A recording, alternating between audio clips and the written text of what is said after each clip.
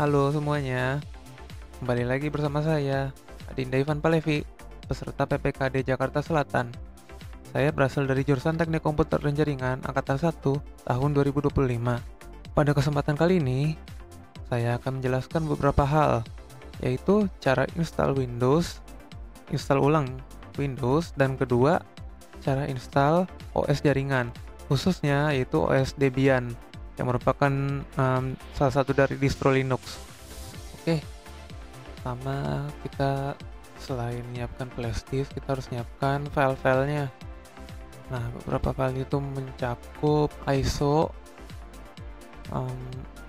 ISO itu file file CD ya, file CD dari Windows, file CD dari OS Debian-nya juga ini aplikasi bootable USB, itu untuk mengubah flash disk menjadi yang tadinya dalam bentuk format penyimpanan menjadi format installer. Selain itu ada juga VirtualBox, yaitu aplikasi sandbox. Apa itu sandbox? Ketika kita ingin menginstal sesuatu, kita akan menginstalnya dalam VirtualBox ini, bukan di Windows kita, tapi kita bisa install OS sendiri di dalam, pokoknya di drive manapun bisa install macam-macam.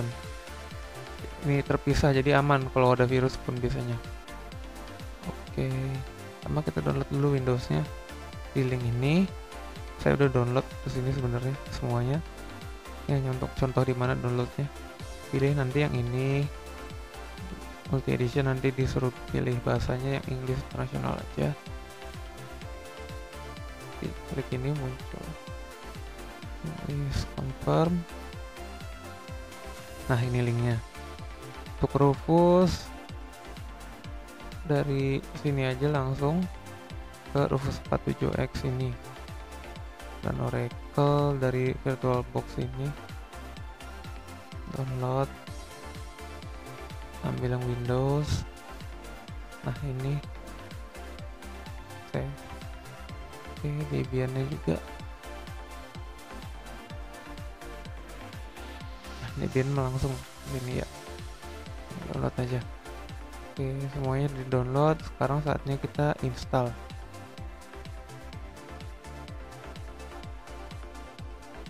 Oke, kita install semua. Tadi filenya sudah saya taruh di sini. Kita mulai dari, kan kita akan install ulang Windows dulu ya. Nah, kita install dulu Rufus ini untuk bootable-nya tadi. Nope, tidak usah. Device-nya, oh ya, device-nya belum dicolok. Saya pasang dulu nih flash disk-nya.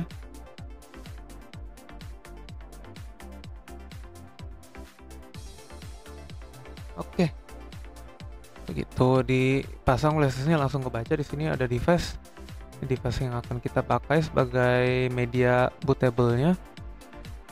Nah, di sini tulisan boot selection, disk or ISO image, please select. Nah, kita akan memilih file ISO-nya. Kita akan menginstal Windows, jadi kita akan memilih file ISO-nya itu Windows ini ya, Windows 11. Untuk jenis partisinya ini kita, kalau ini nggak perlu di ini ya, Windows 2 kita pakai yang biasa aja. Jenis partisi kita bisa ember GPT, tergantung dari BIOS komputer kita yang akan install nanti. Kalau masih baru ini kita pakai GPT aja, pakai UEFI. Oke, sisi OMA, volume labelnya, TFS, udah langsung di start aja. Ini tidak perlu ubah-ubah, langsung aja seperti ini. Nah, di sini ada tulisan warning, all data on device will be destroyed. Nah, itu artinya kita saat format ini, kan kita dari format penyimpanan data menjadi format installer nih, flash disknya semuanya akan dihapus. Jadi pastikan ya kalau di sini dipakai untuk menyimpan sesuatu, flash disknya dihapus dulu atau di backup dulu agar tidak hilang semuanya. Oke, klik OK aja.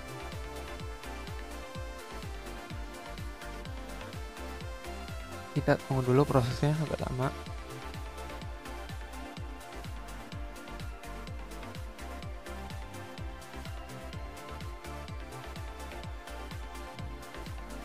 Tinggal tunggu aja sampai selesai, ini tidak perlu ada konfirmasi yang lain-lain, nanti langsung finish sendiri. Oke, ini udah selesai. Tadi saya skip bagian instalasinya karena cukup lama, saya tinggal makan dulu. Ini udah tulisannya ready.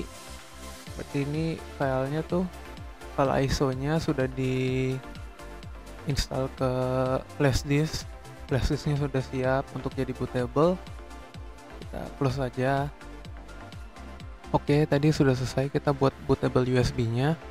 Tinggal kita restart aja PC-nya. Kita masuk nanti ke menu BIOS. Gunanya kita masuk ke menu BIOS itu apa? Karena kita akan mengubah boot PC-nya ke flash disk. Normalnya itu kita akan langsung ke SSD atau hard disk kita, itu sudah default dari PC-nya. Nah, tapi karena kita ingin install ulang, kita dari flash disk untuk bootnya. Nanti kita setting aja ya. Praktik dilakukan di laptop Lenovo ThinkPad X280. Pasang USB bootable ke slot USB PC yang akan kita install. Untuk setiap jenis motherboard memiliki tombol BIOS yang berbeda-beda. Silakan browsing jenis motherboard atau tipe laptop untuk mendapat tombol spesifiknya. Khusus laptop saya menggunakan tombol F1. Tekan tombol sebelum memasuki fase bootloader. Jika muncul entering setup, tandanya input sudah diterima. Nah, akhirnya kita masuk ke menu BIOS. Kita akan setting menu BIOS-nya agar PC bisa loading ke boot manager di USB. Saya akan mematikan fitur Secure Boot. Fitur ini digunakan untuk mengecek apakah OS terpercaya atau tidak. Sebenarnya kita tidak perlu mematikannya karena menggunakan OS resmi. Tapi kalau kita ingin install Windows yang dimodifikasi atau Linux yang belum terdaftar, atau juga pasang dual boot tidak bisa. Selain itu, jika Secure Boot aktif, kita tidak bisa mengubah settingan di bagian UEFI-nya.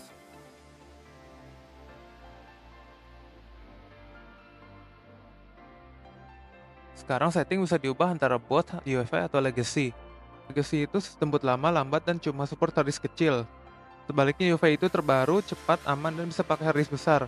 Windows terbaru pakai sistem ini semua. Kalau CSM untuk boot OS lama di model legacy, harus dimatikan jika ingin boot OS baru. Selanjutnya yang paling penting yaitu boot priority atau boot order. Cek apakah bootable sudah terbaca. Di sini kita memakai flash disk, jadi terbacanya di USB port.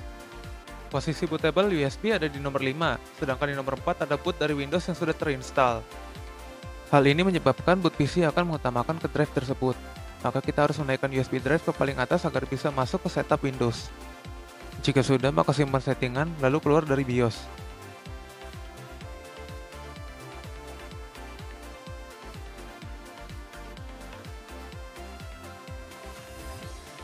Sekarang PC akan memulai boot dari USB drive kita.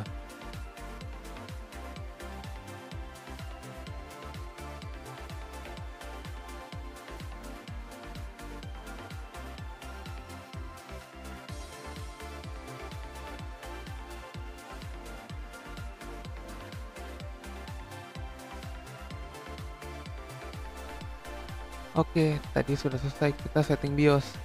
Kita save, nanti begitu di exit akan restart sendiri PC-nya. Nah, begitu restart dia akan langsung masuk ke menu instalasi Windows-nya otomatis yang di flash disk sekarang. Cuma berhubung saya memakai PC utama, kalau saya install ulang akan hilang file-file saya, aplikasi saya. Jadi ini saya akan contohkan di virtual machine, virtual box saya.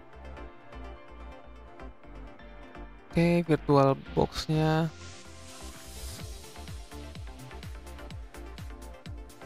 kita install dulu virtual box-nya.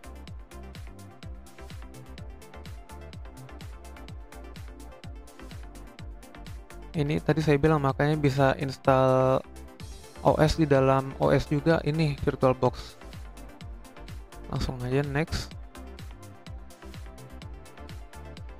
Next, langsung. Nah, kita tunggu dulu sebentar.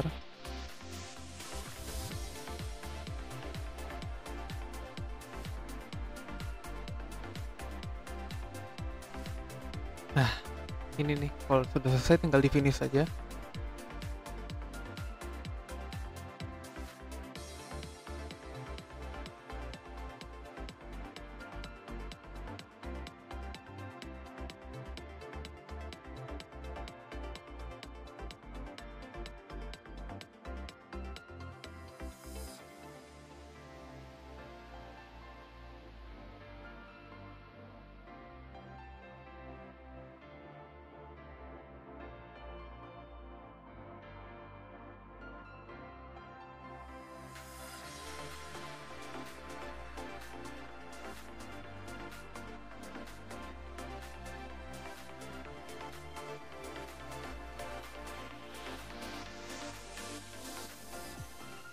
Nah, ini dia, kita sudah masuk menu instalasi Windows-nya.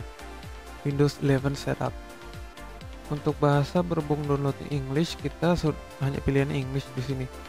Tapi untuk format waktu dan jamnya, waktu dan tanggal bisa kita ubah English Indonesia. Ini keyboard or input method itu untuk layout keyboard yang kita pakai. Ini layoutnya. Kalau kita kan pakai abjad biasa ya, pakainya US aja karena umumnya seperti ini. Lain ceritanya kalau pakai keyboard Jepang, keyboard Cina itu kan punya alfabet sendiri. Nanti ganti di sini input methodnya. Kita di sini pakai US aja. Nah, select setup option. Di sini kita kan mau install ulang, jadi pilih install Windows 11. Kalau repair my PC itu untuk ketika OS-nya ada yang bermasalah, kita pakai ini. Nah, kita nggak usah next di sini karena kita harus checklist dulu. Checklist bisa next. Ini untuk product key, kalau misalkan punya lisensi dimasukkan di sini. Bisa juga nanti kita install dulu baru aktivasi. Nah, tapi kita kan hanya contoh, kita langsung aja.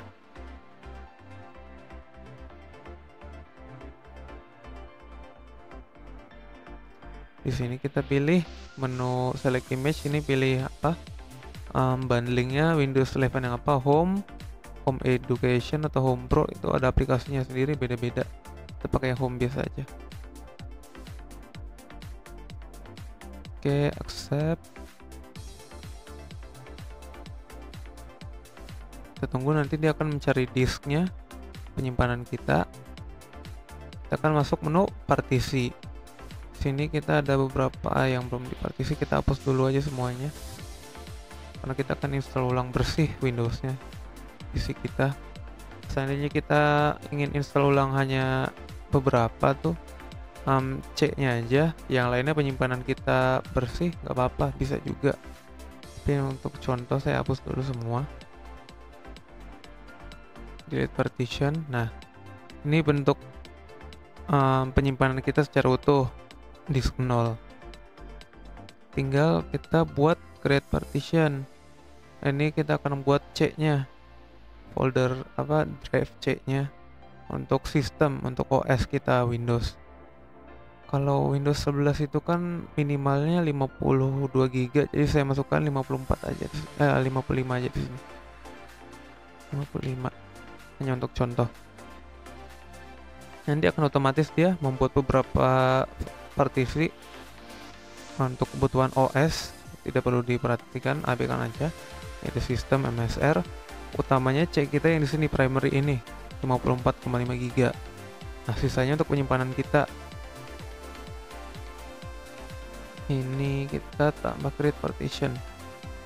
Cuma 25 GB ya, ini karena contoh doang.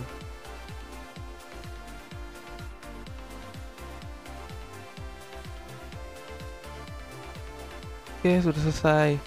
Nah, ini ada tulisan Windows 11 can be installed on disk 0 partition path. Di sini karena minimal tadi saya bilang bisanya 52 GB minimal. Nah, kalau di yang 25 ini nggak bisa. Jadi kalau untuk install tuh nanti pastikan partisinya untuk C-nya itu dimana kita install OS harus minimal 52. Kita pilih yang ini, next, ready to install. Nah, ini tinggal kita lanjut aja install, kita tunggu. Ini prosesnya agak lama, nanti bisa sampai selesai.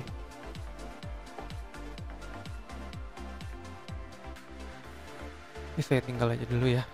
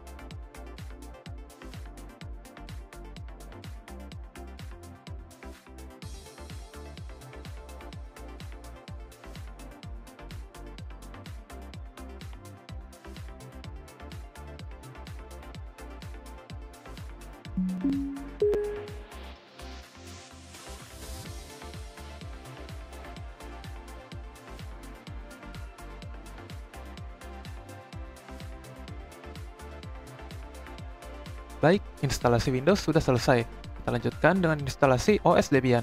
Kita juga melakukannya di virtual machine. Pertama kita setup mesinnya dengan nama Debian Server. Selanjutnya kita memilih folder. Ini untuk melakukan virtual machine instalasinya. Kita akan melakukannya di hard disk yang dengan size besar. Pastikan selalu cukup untuk virtual machine ini.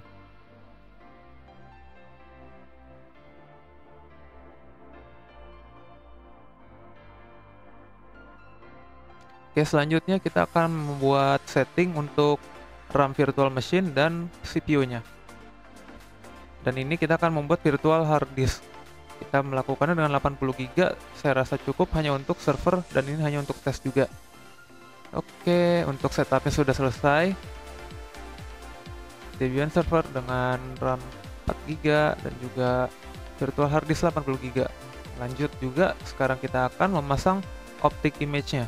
Itu file ISO Debian OS. Oke, sudah selesai semua, kita lakukan saja langsung di start.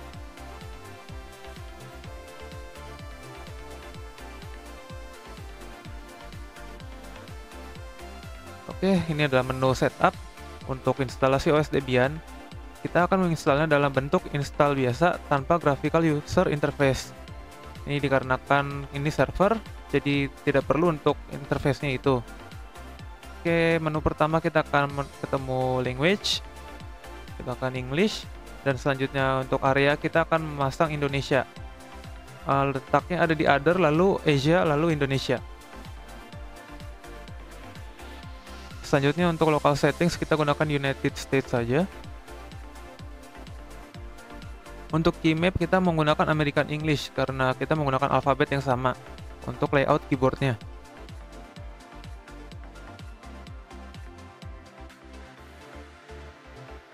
Baik, setup lanjut dengan hostname. Hostname ini merupakan nama dari server kita dalam jaringan. Dilanjutkan juga dengan domain name, yaitu nama dalam jaringan dengan .com. Kita tidak perlu mengisinya sekarang ini. Untuk root password kita gunakan admin123 keperluan tes. Untuk password saya samakan semua nantinya. Selanjutnya full name untuk user saya menggunakan nama sendiri, username-nya juga. Untuk password sama seperti tadi, 123.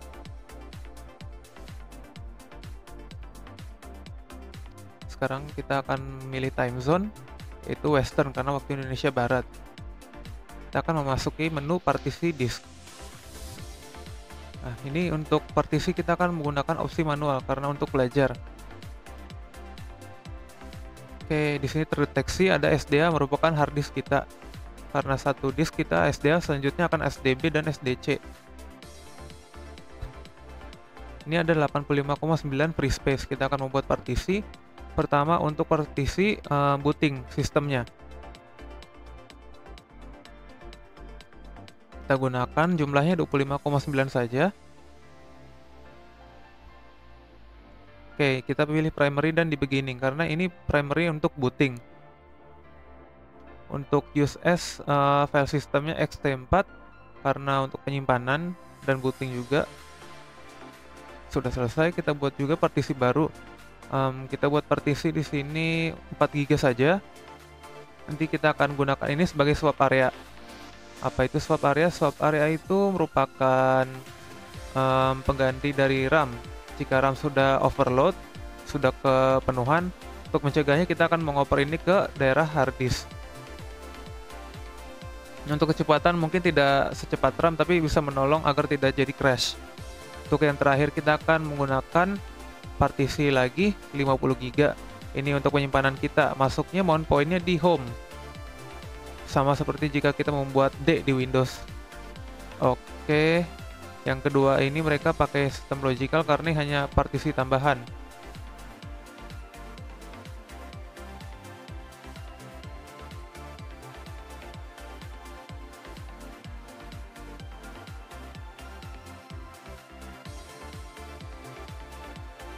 Baik, setup dilanjutkan dengan konfigurasi package manager yang merupakan playstore-nya dari Linux. Di sini kita diminta untuk scan extra installation media atau CD yang kita punya untuk fitur-fitur tambahan, tapi karena tidak punya kita pasang no. Tetapi kita dipaksa untuk tetap mencari fitur tambahan jika terhubung ke internet.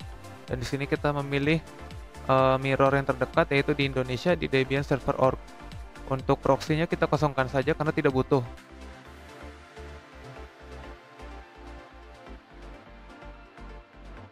Di bagian ini, kita ditanyakan untuk instalasi GUI atau interface-nya. Kita hilangkan saja checklist-nya semua karena kita tidak pakai di server untuk meringankan device.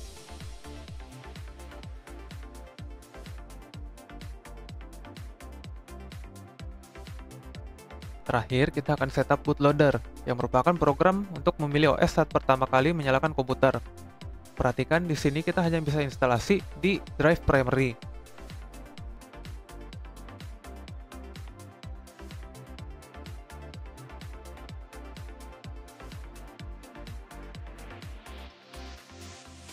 Instalasi diselesaikan dan melakukan reboot sistem. Silakan menekan tombol continue untuk melanjutkan.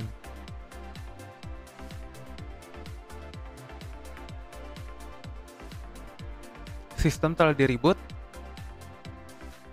Di sini kita memasuki menu grup loader yang tadi kita install tadi. Kita akan memilih OS di sini. Oke, sedang booting. Oke, kita masuk ke menu login. Di sini kita akan menggunakan login root dengan password admin123. Untuk passwordnya di Linux ini tidak terlihat saat mengetik, jadi memang spasi saja. Kita berhasil login. Oke.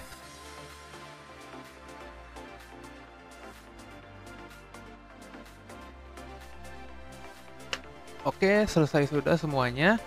Kita sudah install Windows, sudah install Debian OS. Dimulai dari persiapannya yaitu download file-filenya dan installernya, aplikasinya. Kita download ISO Windows-nya, kita download ISO Debian-nya. Terus untuk membuat bootable-nya kita mendownload Rufus. Selanjutnya kita juga melakukan setting di BIOS. Juga untuk virtual machine kita memakai virtual machine Oracle. Oke, sudah belajar banyak hari ini. Semoga bermanfaat untuk kalian semua. Terima kasih banyak sudah menonton. See you next time.